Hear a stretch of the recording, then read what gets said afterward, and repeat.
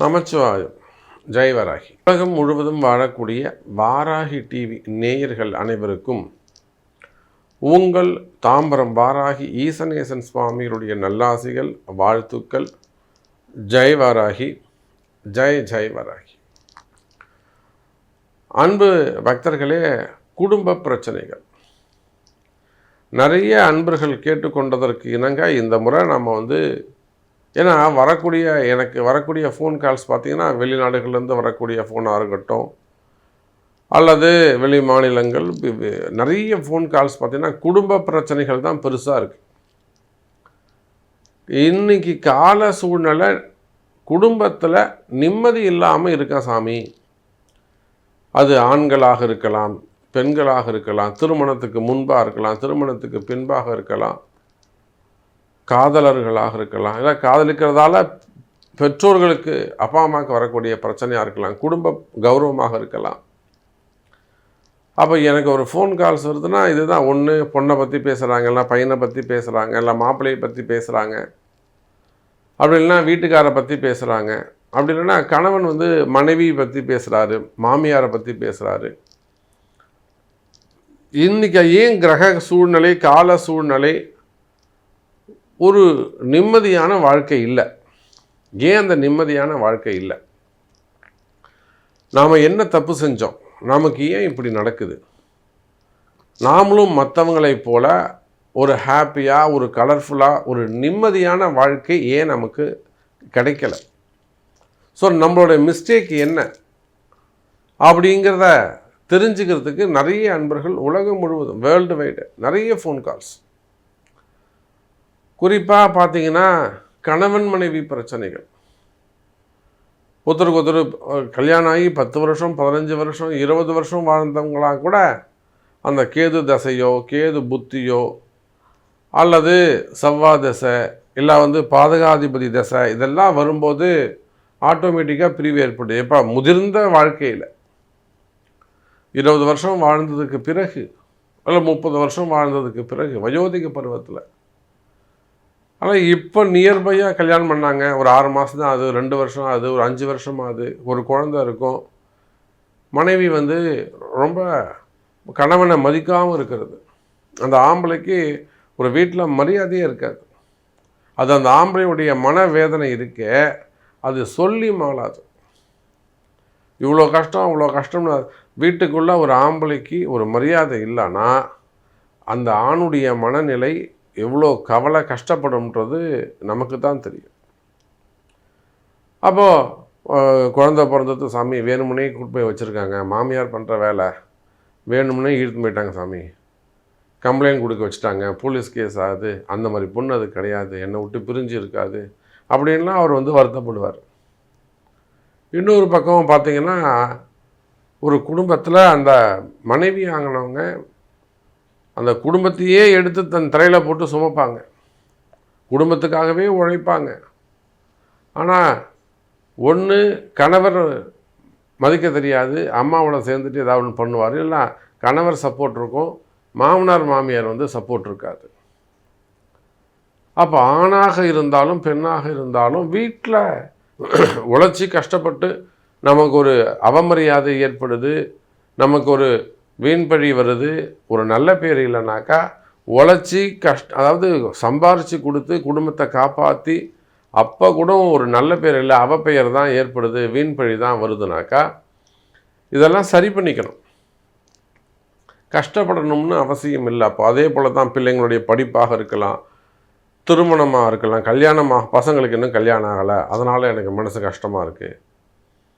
வீட்டில் பசங்களை, பொம்பளை பசங்களோ ஆம்பளை பசங்களோ யாராக இருந்தாலும் வயசில் கல்யாணம் பண்ணணும், அப்போ திருமணம் நடக்கலை, அதனால் வரக்கூடிய மனக்கவலை, மனக்குழப்பம், இப்படி குடும்பத்தில் என்னெல்லாம் கஷ்டங்கள் இருக்கோ, சொத்து பிரச்சனையிலிருந்து, பிள்ளைகளிலிருந்து, குழந்தை பாக்கியத்திலிருந்து எல்லாத்துக்கும் உங்கள் ராசிக்கு நம்ம தீர்வு காண போகிறோம். இதுக்கு மெயினாக சனி பகவானுடைய தோஷம்தான் காரணமாக இருக்கும். ஏன்னா இருக்கிறதே 12 ராசி தான். இந்த 12 ராசியில் 7 ராசி எப்படியாவது சனி பகவான் ஆட்டி படைக்கிறார் எப்பொழுதுமே. இப்போ 7.5 சனின்னா 3 ராசி, கும்பம், மீனம், மேஷம். அதே போல் கண்டகச்சனி, அஷ்டமசனி, அர்த்தாஷ்டமசனி, சிம்மம், கன்னி, தனுசு, இது போக சனியுடைய பார்வை ரிஷபத்துக்கு. அப்போ 7 ராசி போயிடுச்சு. இது போக ராகு கேதுவால் 2 ராசி போயிடும். அப்போ 7 2 9 ராசி போயிடுச்சு. அப்போ ஒரு 3 ராசி தான் பேலன்ஸ் நிற்கும்.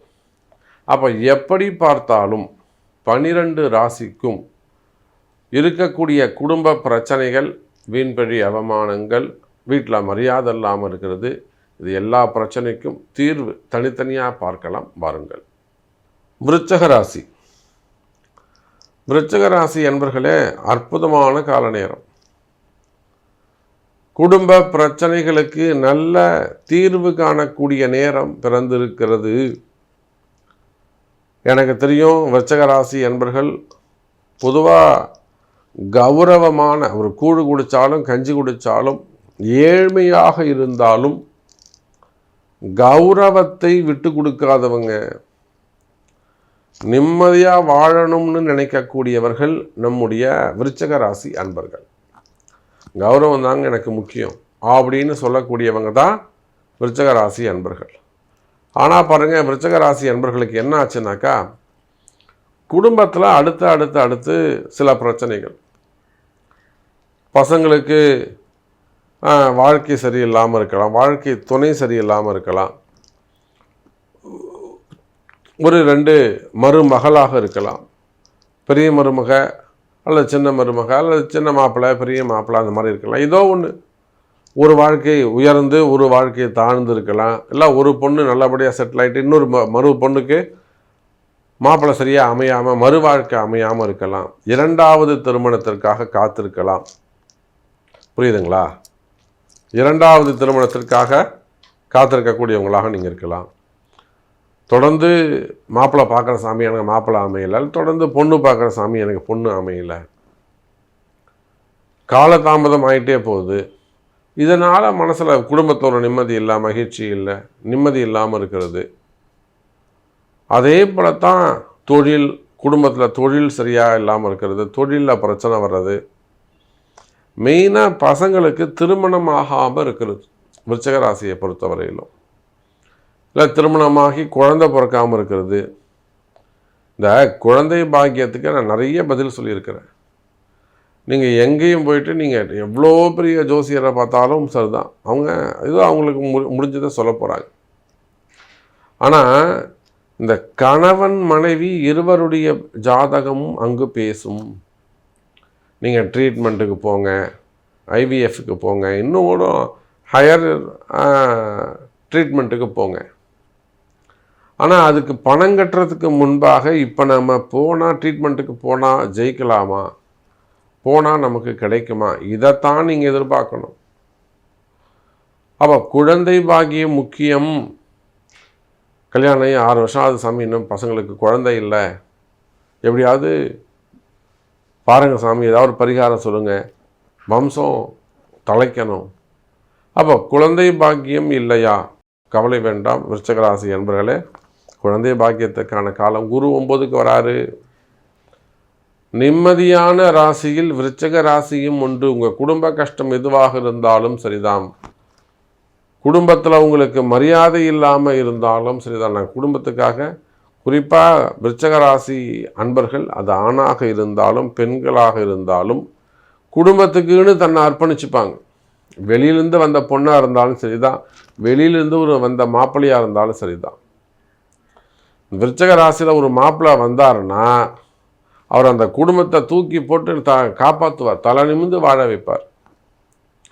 அந்த அளவுக்கு நம்ம விருச்சக ராசிக்கு நம்பிக்கையாக இருக்கலாம். புரியுதுங்களா?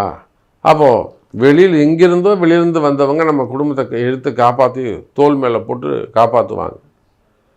அப்போ அந்த மாதிரி அதிர்ஷ்டமான ராசியும் விருச்சக ராசி தான். எப்படி கஷ்டம் பிரச்சனை அப்படின்னு நம்ம சொல்கிறோமோ, மறுபக்கம் அப்படியே வெளியிலிருந்து வரக்கூடியவர்களால், எங்கேருந்தோ வந்த பொண்ணு அந்த குடும்பத்தை தனியாக எடுத்து தூக்கி நிப்பாட்டி வாழ வைக்கும். அதிர்ஷ்டமான ராசியும் விருச்சக ராசி தான். அதே போல தான் கணவன் மனைவி பிரச்சனைகள், பிரிவுகள், ஒருத்தர் ஈகோ டச் பண்ணுறது. இந்த விருச்சிக ராசிக்கு மட்டும் ஈகோவை டச் பண்ணிட்டீங்க, நீங்கள் ஒன்றுமே செய்ய முடியாது. கடகராசி மாதிரி அவங்க.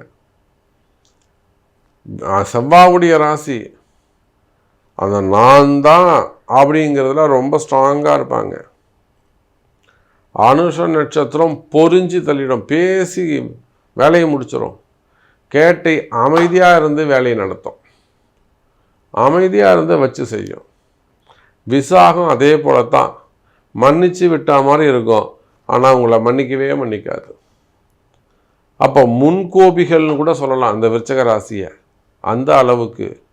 அப்போது கணவன் மனைவியிடையே வரக்கூடிய பிரச்சனைகள், கருத்து வேறுபாடுகள், பிரிவுகள், செய்வினை கோளாறுகள், இதுதான் சாமி காரணம், ஏதோ ஒன்று செஞ்சுட்டாங்க அவங்க வீட்டில், செய்வினை கோளாறுகளால் பிரிஞ்சிருக்கலாம். மந்திர மாந்திரீக தோஷங்கள், எப்படியாவது எங்கள் வீட்டுக்காரை சேர்த்து வைங்க, எப்படியாவது எங்கள் வீட்டுக்காரம்மாவை சேர்த்து வைங்க. கணவன் மனைவியிடையே வரக்கூடிய பிரிவுகள், அப்போ பிரிந்த உறவுகள் மீண்டும் ஒன்று சேரும், குழந்தை பாக்கியம் கிடைக்கும், திருமண தடை விலகும். முதல் திருமணம், இரண்டாவது திருமணம், தடைப்பட்ட திருமணம், தள்ளிப்போன திருமணம், திருமண தடைகள் விலகும். இன்னும் சொல்லப்போனால் விருச்சிக ராசி அன்பர்களே, திருமணத்துக்கான காலம் நெருங்குது. இதே போல தான் லவ் மேரேஜஸ். இந்த லவ் மேரேஜில் நிறைய பெண்கள், பொம்பளை பசங்க அவ்வளோ ஏமாந்து நிற்குது, வரிசலாக நிற்கிறாங்க. நான் எவ்வளவோ சொல்கிறது உண்டு. இதில் பெரிய கொடுமை என்னென்னா, ஏற்கனவே திருமணம் ஆனவங்கள்ட்ட போய் நம்ம பழகிறது தான் ரொம்ப கொடுமையிலும் கொடுமை. அப்போ காதல் தோல்விகள் இருக்குமே, ஆனால் கவலை வேண்டாம் விருச்சிக ராசி என்பது, காதல் தோல்விகள் கூட வெற்றி பெறுவதற்கான வாய்ப்புகள் உண்டு. ஸோ விருச்சிக ராசி என்பர்களே, இதுக்கு மேலே உங்கள் பிறப்பு ஜாதகம்தான் பேசும். உங்கள் கேள்விக்கு இதுக்கு மேலே கேள்வி இருக்குமே, ஆனால் உங்கள் பிறப்பு ஜாதகம்தான் பேசும். நமச்சிவாயம்.